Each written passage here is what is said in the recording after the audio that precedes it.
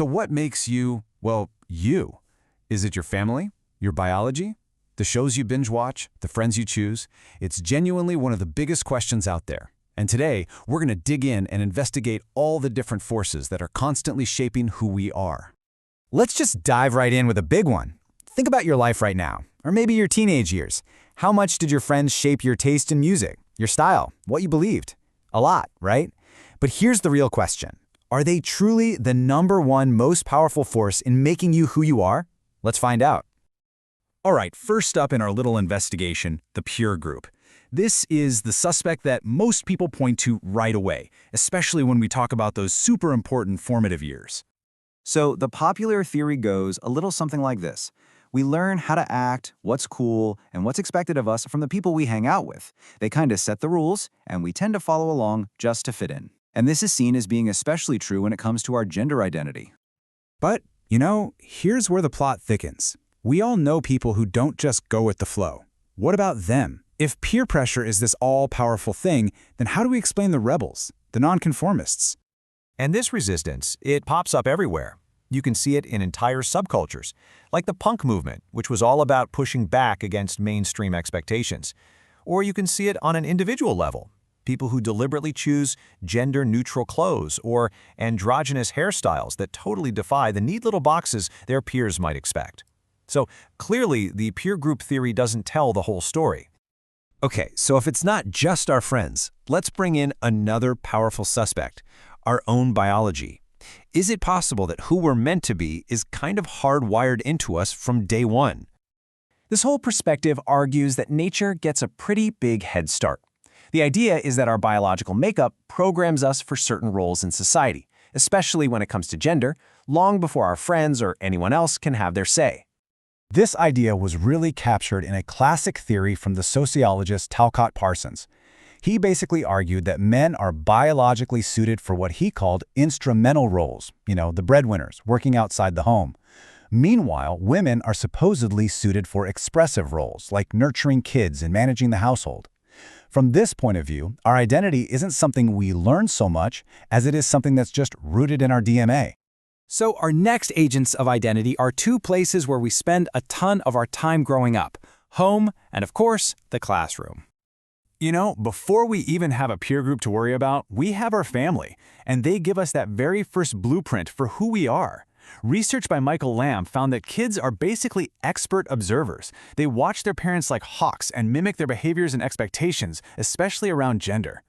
And these expectations can be super subtle, but they are so powerful. Think about common phrases like "boys don't cry," or how often little girls are praised for being sweet and caring. These messages really sink in and start to build our understanding of who we're supposed to be.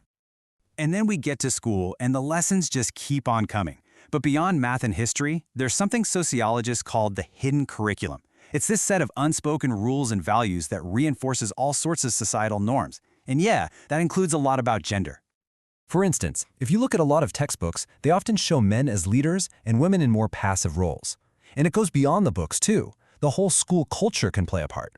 One study by Reynolds found that boys are often encouraged to be more competitive and dominant, which just reinforces those traditional masculine stereotypes. Okay, so far we've looked at our immediate circles: family, friends, school.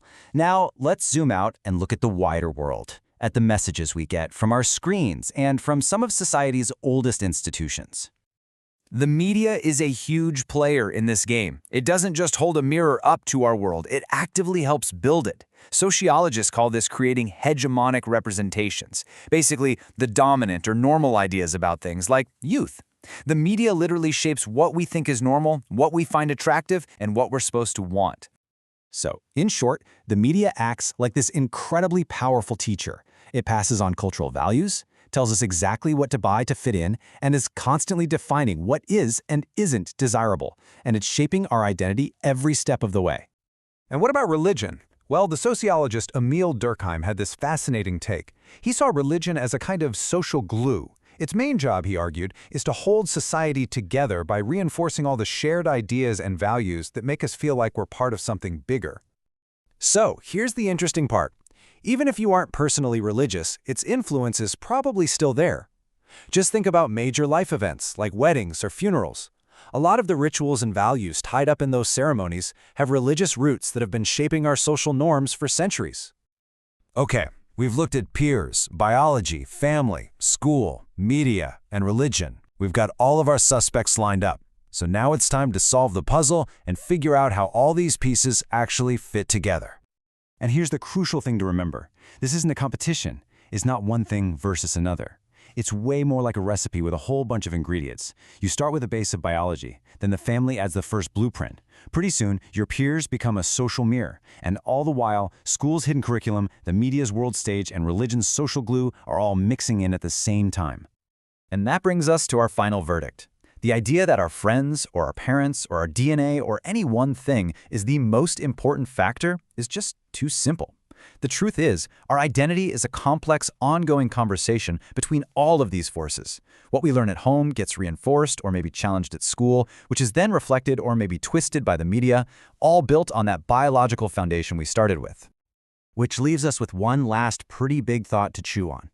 If our biology, our family, our friends, our schools, and our entire culture are all constantly pushing and pulling on us, how much of the person you are today is a result of your own, truly free choice?